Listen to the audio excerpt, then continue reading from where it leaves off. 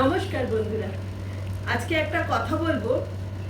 যাদের টিনেজার বাচ্চা বা বকার মতন বাচ্চা আছে ছোট থেকে নিয়ে, প্লিজ প্লিজ বন্ধ করুন। বকাটা একদম বন্ধ করা উচিত। আজকালকার মা বাবা পেরেন্টসরা কি করে, নিজের মুড হিসাবে বাচ্চাকে বকে।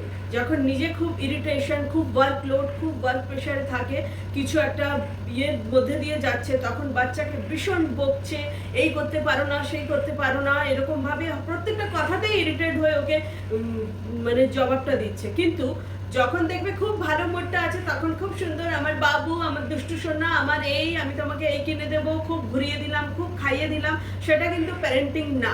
নিজের মুড হিসাবে প্লিজ কোনো বাচ্চাকে এরকম করবেন না, করো না প্লিজ। কেন কি, ওদেরকে অ্যাপ্রিসিয়েশন চাই। ওদের আজকাল তো লোকে অ্যাপ্রিসিয়েশনই করে না, না টিচার্সরা করে, ওদের কাছেও অত সময় নেই। তো সেটা তো আমরাই করবো আমাদের বাচ্চাকে, না একটা অ্যাপ্রিসিয়েশনে দেখবে নিজের বাচ্চা কতটা সফলতার দিকে চলে যাবে।